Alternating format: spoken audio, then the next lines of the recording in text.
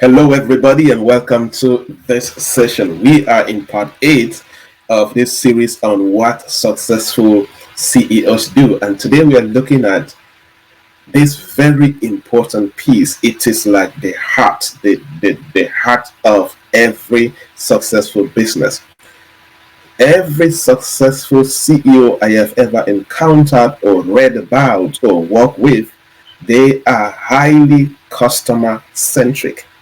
They are highly customer driven.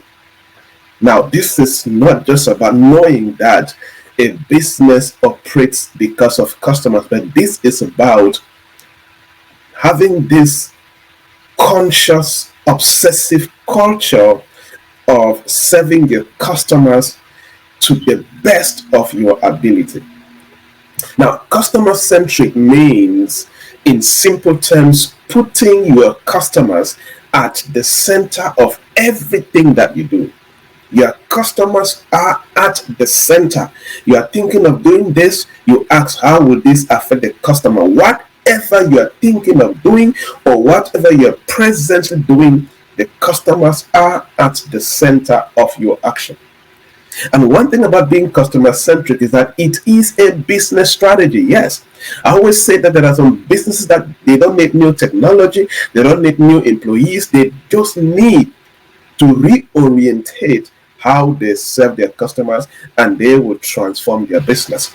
So being customer centric is a business strategy because it is about your focus on providing this incredible, positive, powerful customer experience before the customer buys, during their buying process, and even after that they have bought from you. You are focused on that.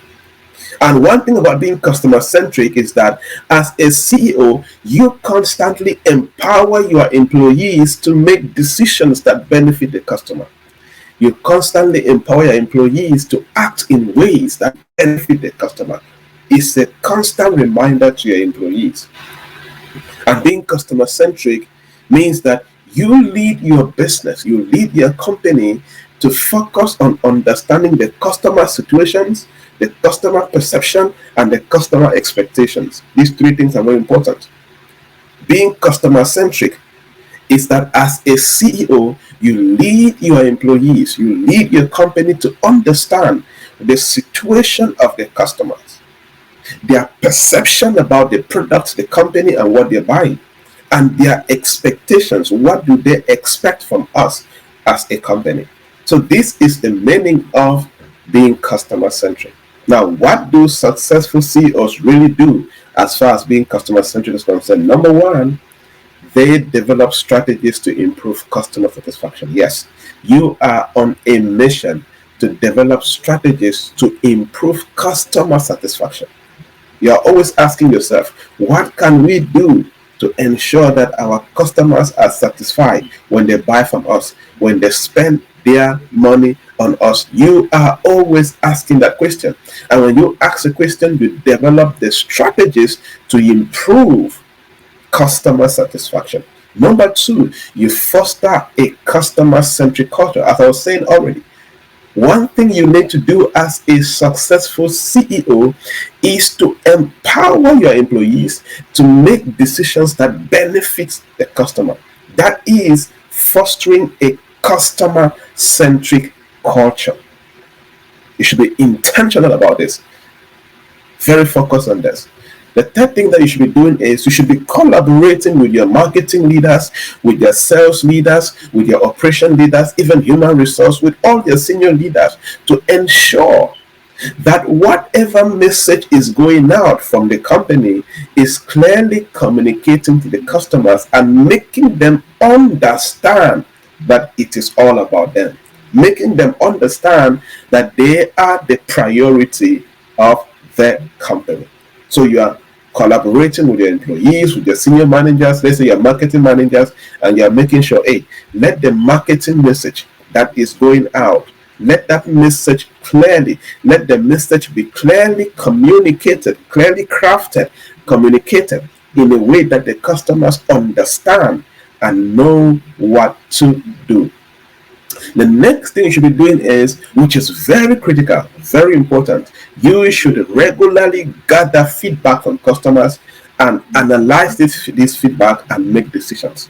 Gather feedback from customers. For example, you're constantly asking customers, please drop us your reviews, write about us, give us feedback. When you gather this feedback, don't ignore it, don't skip it. Analyze the feedback. Analyze the feedback. And when you analyze the feedback, make decisions. Work with your team.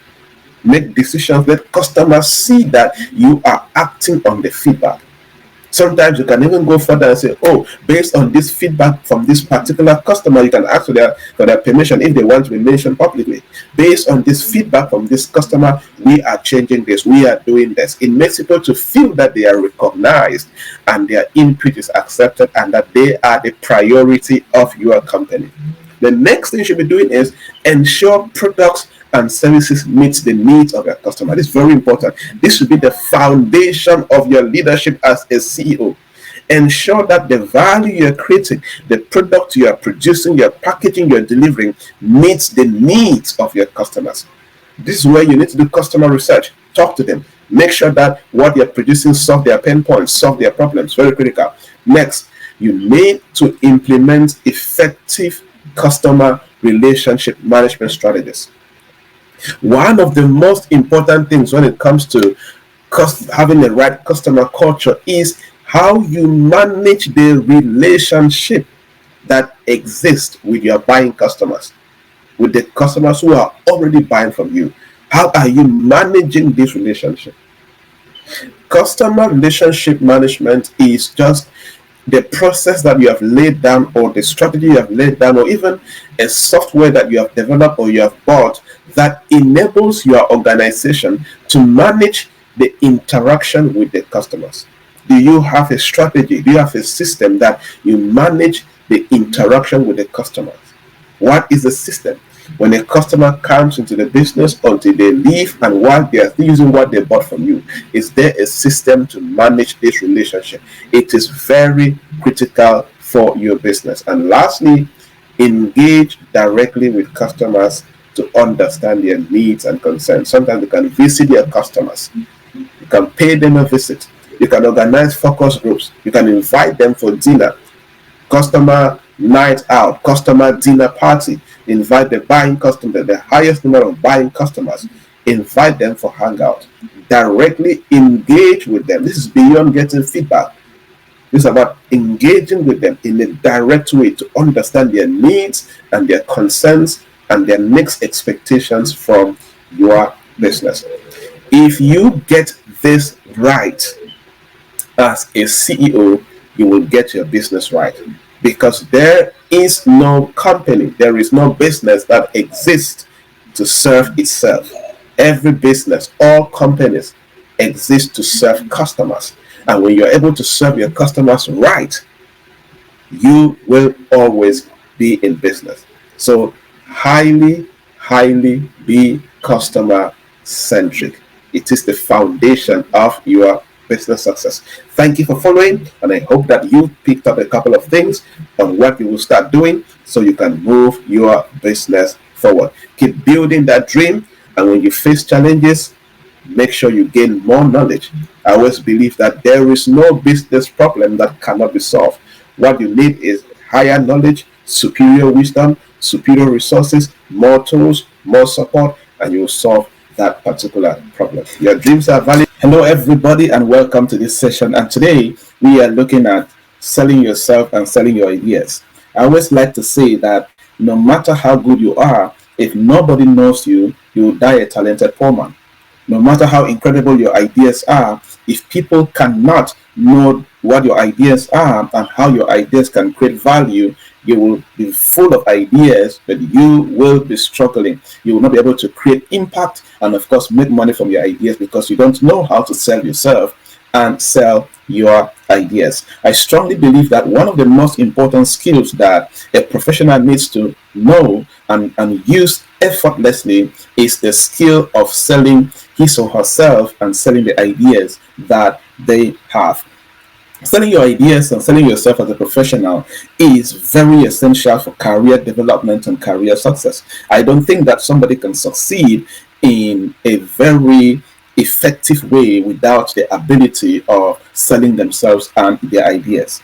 And selling yourself and your ideas involves effectively promoting your skills, promoting your qualifications, promoting the value that you can create for other people and for institutions. So you can be selling yourself either during a job interview, during a presentation, during everyday interactions with other professionals, during pitching situations, during investment conversations. You Anywhere you are where you need to drive a conversation around the work you do, that is the art of selling yourself. Now, how can you sell yourself? And one thing I would like to add is that selling yourself and your ideas allows you to stand out from competition and catch the attention of relevant stakeholders. Absolutely. Everybody can talk, but not everybody can sell themselves. That's the difference. Where others are just talking, you are selling yourself. That's how you stand out. So selling yourself or knowing how to sell yourself and sell your ideas gives you that opportunity to stand out from competition and catch the attention of the relevant stakeholder. The stakeholder here could be an interview panel. While others came to just talk and just have basic conversation, you came with the intentionality to make sure that you sell yourself and the value that you will create for the business. Right now, how can you sell yourself? Number one, always know your audience. Now, this is not in any order. Okay, always know your audience. Very important.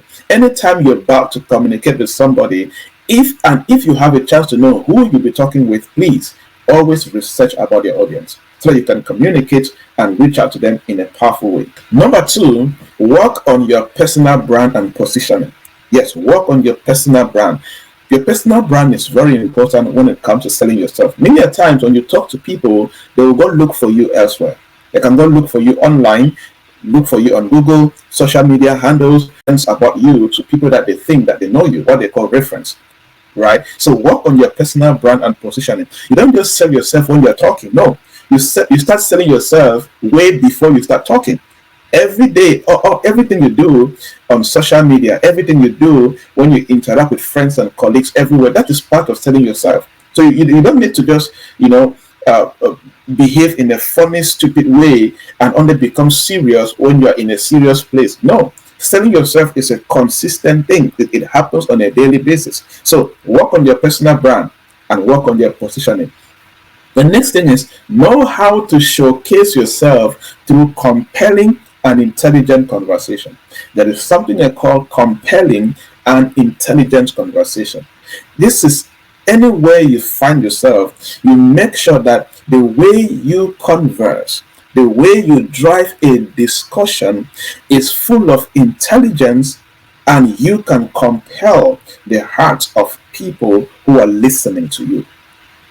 And developing the ability to drive a compelling and intelligent conversation comes from the place of preparation, comes from the place of knowing your stuff, comes from the place of practice. Yes, you can sit and practice how to converse with people so that anytime you are having a conversation, you are doing well, right? So know how to showcase yourself through compelling and intelligent conversation.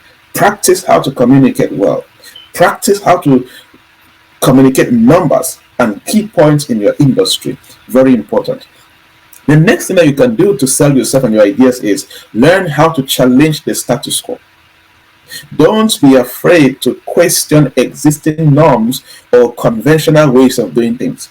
Be comfortable at presenting fresh perspectives and innovative solutions. Of course, in a very humble and a respectful way. But don't shy away from challenging the status quo. Just your ability to introduce something new or introduce a new perspective or an innovative solution can make you stand out automatically. That's the way to sell yourself. So don't just do what everybody else is doing. No, be comfortable at challenging the status quo and introducing your fresh perspective or innovative ideas. The next thing is know how to highlight your professional accomplishments without being arrogant or prideful. Very important. Know how to highlight what you have achieved in the past. If you have won awards, know how to talk about it. If you have helped a company make a lot of sales, know how to talk about it, because achievements makes you stand out. Achievements makes people trust you. Achievements leads to credibility. The next point is be confident and enthusiastic. Of course, you cannot be full of low self-esteem, just carrying yourself as somebody who needs help, you're just looking pity and all of that. No, you don't sell yourself like that. You need to be full of confidence and be so enthusiastic. Believe in yourself and believe in what you have to offer. Very important. People love confident people. People love passionate, enthusiastic, excited people. Very important, right? Whether you are an extrovert or introvert, introverts are still be an introvert and very confident and very enthusiastic and very passionate. When you open your mouth to talk, they don't see pity. They see a confident, enthusiastic professional who has something to bring to the table. Right. The next point I want to talk about is engage in active listening. Yes, listening is an important way to sell yourself, because when you pay attention to the needs and concerns of other people and you demonstrate empathy and proper understanding of what they're talking about, you will be able to solve their problems. You will be able to respond in a very intelligent way. So active listening is part of selling yourself. And lastly, stay up to date with industry trends, advancement, and best practices. You cannot claim that you're a professional in an industry and you don't know about the latest technologies, the latest news, the latest innovations driving the industry, the latest advancement, the latest contributions. You cannot claim to be a professional and you're full of old archaic knowledge. No.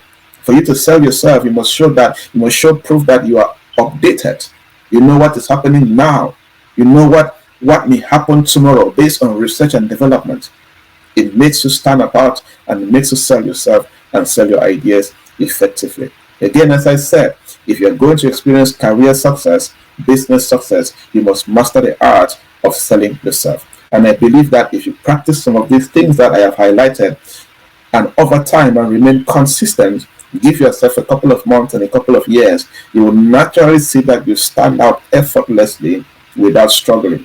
And people always look for opportunities, but there are some people that opportunities look for them. And one way to develop yourself and position yourself in a way that opportunities can look for you is for you to know how to sell yourself and your ideas, and you begin to attract opportunities and success. Keep building that dream. It's possible. Cheers.